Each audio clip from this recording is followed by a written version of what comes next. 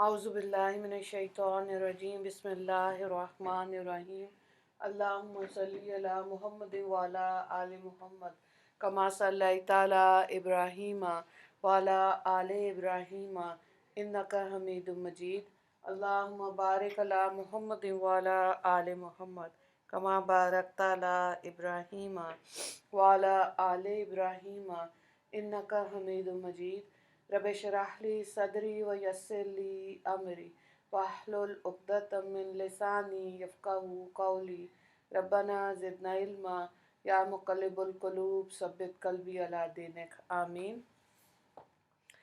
सूरह मोमिन हम कर रहे हैं, सूरह गाफिर, और पारा नंबर 24 है और रुकू नंबर 2 आज हम करेंगे और आयत नंबर 10 से देखें। इन्नल्लज़ीना कफ़रू युनादूना लमक़्तुल्लाहि अकबरु मिन मक़्तिकुम अनफुसकुम इज़ तदऊना इलल ईमानि फतकफ़ुरून। जो लोग काफिर हुए इनको पुकारा जाएगा जैसे तुमको उस वक्त अपने से नफ़रत है, इससे बढ़कर खुदा को तुमसे नफ़रत थी जबकि तुम दुनिया में ईमान की तरफ बुलाए जाते थे। कालू रब्बना मत्तनस्नतैनि व अह्ययतनस्नतैनि फ़अतरफ़ना बिज़ुनूबिना फ़हल इला ख़ुरूजिम मिन सबील ज़ालिकुम बिअन्नहु इज़ा दुइयल्लाहु वहदहु कफ़रतुम व इन युशरक बिही तुमिनून फ़ल हुक्मु लिल्लाहिल अलिय्यिल कबीर हुवल्लज़ी युरीकुम आयातिही व युनज़्ज़िलु लकुम मिनस समाई रिज़्क़ा वमा यतज़क्करु इल्ला मन युनीब फ़दउल्लाह मुख़लिसीना लहुद्दीन वलौ करिहल काफ़िरून। वो लोग कहेंगे कि ए हमारे परवरदिगार, हमने आपको दोबारा मुर्दा रखा और दोबारा ज़िंदगी दी, सो हम अपने ख़ताओं का इकरार करते हैं, तो क्या यहाँ से निकलने की कोई सूरत है? वजह इसकी ये है कि जब सिर्फ़ अल्लाह का नाम लिया जाता था तो तुम इनकार करते थे, और अगर इसके साथ किसी को शरीक किया जाता था तो तुम मान लेते थे। सो इस पर यह फ़ैसला अल्लाह का है जो आलीशान और बड़े रुतबे वाला है। वही है जो तुमको अपनी निशानियाँ दिखाता है और आसमान से तुम्हारे लिए रिज़्क़ भेजता है, और सिर्फ़ वही शख्स नसीहत कबूल करता है जो खुदा की तरफ रजू करने का इरादा करता है। सो तुम लोग खुदा को खालिस इत्तेकाद करके पुकारो, काफिरों को नागवारी क्यों ना हो। तो यहाँ पे देखें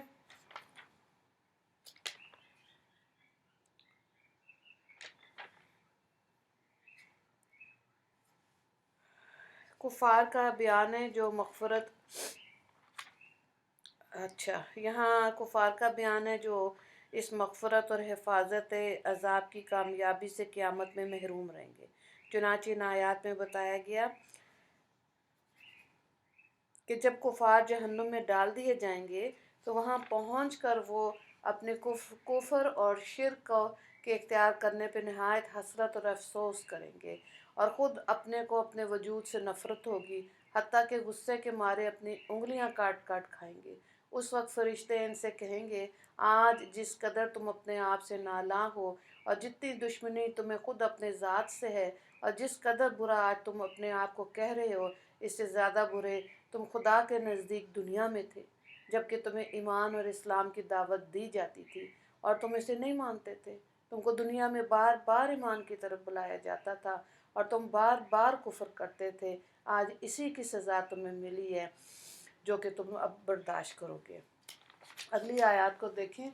रफ़ीउद दराजाति ज़ुल अर्शी युल्क़िर रूहा मिन अम्रिही अला मन यशाउ मिन इबादिही लियुनज़िरा यौमत तलाक़ यौमा हुम बारिज़ूना ला यख़फ़ा अलल्लाहि मिनहुम शै लिमनिल मुल्कुल यौम लिल्लाहिल वाहिदिल क़हार अल यौमा तुजज़ा कुल्लु नफ़्सिन बिमा कसबत ला ज़ुल्मल यौम इन्नल्लाहा सरीउल हिसाब।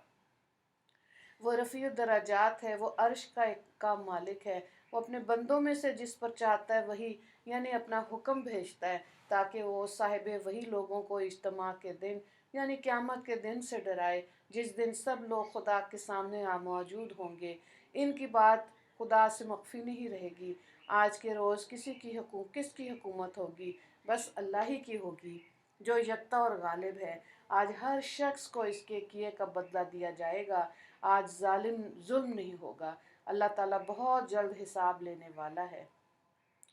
تو پہلی صفت رفیع الدرجات فرمائی، یعنی تمام موجودات میں اس کا مقام بدرجہ بلند ہے۔ وہ جمیع صفات کمالات میں سب سے بلند رتبہ ہے۔ اس کے مرتبے کو کوئی نہیں پہنچ سکتا۔ سب اس کی ذات صفات میں محتاج ہیں، وہ کسی بات میں کسی کا محتاج نہیں۔ دوسری صفت فرمائی ذو العرش، یعنی وہ عرش کا مالک ہے۔ عرش کے معنی ہیں تخت شاہی کے، اور کبھی عرش عزت غلبہ اور سلطنت سے بھی کنایا ہوتا ہے۔ تو ذو العرش کے لفظی معنی ہوئے عرش والا۔ اس سے یہ مراد نہیں کہ نعوذ باللہ اللہ تعالیٰ عرش پر بیٹھے ہوئے ہیں۔ اللہ تعالیٰ ہر جسمیت اور ہر مکانیت سے پاک برتر ہے۔ مطلب یہ کہ وہ عرش کا بھی مالک، اس کا خالق اور اس کا ہر طرح کا ہر مالک ہے۔ عرش عظیم کی ایک مخلوص عظیم ہے کہ ہم ہر ایک کو بجز نام کے اس کی کوئی حقیقت معلوم نہیں ہے۔ تیسری صفت یلقا روح کی فرمائی، یعنی اپنے بندوں میں سے جس پر چاہتا ہے روح کا القاء کرتا ہے۔ روح کے معنی یہاں مفسرین نے وحی کے لیے، اور جس طرح روح جسدی انسانی کو زندہ کرتی ہے، وہی ایمان کی زندگی پھونکتی ہے، اسی لیے وحی کو بھی روح سے تعبیر کیا جاتا ہے۔ تو یہاں بتلایا گیا کہ اللہ تعالیٰ اپنے بندوں میں سے جس پر چاہتا ہے اپنے حکم سے اس غرض سے وحی نازل کرتا ہے تاکہ وہ صاحب وحی لوگوں کو قیامت کے دن سے، یعنی آخرت کے حساب کتاب جزا سزا سے ڈرائے۔ اور وہ قیامت کا دن ایسا ہوگا کہ سب آدمی نکل کر سامنے آ جائیں گے۔ وَأَنذِرْهُمْ يَوْمَ الْآزِفَةِ إِذِ الْقُلُوبُ لَدَى الْحَنَاجِرِ كَاظِمِينَ مَا لِلظَّالِمِينَ مِنْ حَمِيمٍ وَلَا شَفِيعٍ يُطَاعُ يَعْلَمُ خَائِنَةَ الْأَعْيُنِ وَمَا تُخْفِي الصُّدُورُ وَاللَّهُ يَقْضِي بِالْحَقِّ وَالَّذِينَ يَدْعُونَ مِن دُونِهِ لَا يَقْضُونَ بِشَيْءٍ إِنَّ اللَّهَ هُوَ السَّمِيعُ الْبَصِيرُ۔ اور آپ ان لوگوں کو ایک قریب آنے والے مصیبت کے دن سے ڈرائیے جس وقت کلیجے منہ کو آ جائیں گے اور غم سے گھٹ گھٹ جائیں گے۔ اس روز ظالموں کا نہ کوئی دلی دوست ہوگا اور نہ کوئی سفارشی ہوگا۔ جس کا کہنا مانا جائے وہ آنکھوں کی چوری کو جانتا ہے اور ان کو بھی جو سینوں میں پوشیدہ ہیں، اور اللہ تعالیٰ ٹھیک ٹھاک فیصلہ کر دے گا۔ اور خدا کے سوا جن کو یہ لوگ پکارتے ہیں وہ کسی طرح کا فیصلہ نہیں کر سکتے۔ اللہ ہی سب کچھ سننے والا، سب کچھ جاننے والا ہے۔ تو یہاں یہ بھی فرمایا گیا، قرآن کریم میں لوگوں کو بار بار یہ احساس دلایا گیا کہ قیامت ان سے کچھ دور نہیں بلکہ قریب ہی ہے۔ 17ویں پارے سورہ انبیاء میں فرمایا گیا، اقترب للناس حسابہم وہم فی غفلۃ معرضون، قریب آ لگا لوگوں سے ان کے حساب کا وقت، یعنی یوم قیامت، اور وہ غفلت ہی میں پڑے ہیں اعراض کیے ہوئے۔ 27ویں پارے سورہ قمر میں فرمایا گیا، اقترب الساعۃ، قیامت نزدیک آ پہنچی۔ پھر سورہ نجم میں فرمایا گیا، ازلفت ازافہ، وہ قریب آ جانے والی قریب آ گئی۔ تو ان بار بار کی تنبیہات سے مقصود لوگوں کو متنبہ کرنا ہے کہ قیامت کو دور کی چیز سمجھ کے بے خوف نہ ہو جائیں، ہوش میں آئیں۔ جو وقت ابھی توبہ اور رجوع اللہ کے لیے ملا ہوا ہے اس کو غنیمت سمجھیں۔ اس رکوع سے ریلیٹڈ 2 سوالات ہیں۔ پہلا سوال ہے اللہ کی صفت رفیع الدرجات کو بیان کریں، آیت نمبر 15، اور دوسرا سوال ہے یلقی روح کی وضاحت کریں، آیت نمبر 15۔ دعا کر لیتے ہیں۔ اللہ تعالیٰ ہم کو اس زندگی میں دین کی سمجھ عطا فرمائے اور ہم کو جو احکام خداوندی پہنچے ان پر دل و جان سے عمل پیرا ہونے کا عزم ہمت عطا فرمائے۔ یا اللہ قیامت کی ندامت حسرت سے ہم سب کو بچا لینا، اور اس زندگی میں ہم کو ان اعمال صالح کی توفیق عطا فرمانا جو قیامت میں کہ ہم کو پچھتانا نہ پڑے۔ یا اللہ ہر حال میں ہم کو توحید پر قائم رکھنا اور اپنی عبادت کی اخلاص کے ساتھ توفیق عطا فرما دینا۔ آمین یا رب العالمین۔ وآخر دعوانا ان الحمد للہ رب العالمین۔ اللہم اغفر للمسلمین والمسلمات والمؤمنین والمؤمنات۔ السلام علیکم ورحمۃ اللہ وبرکاتہ۔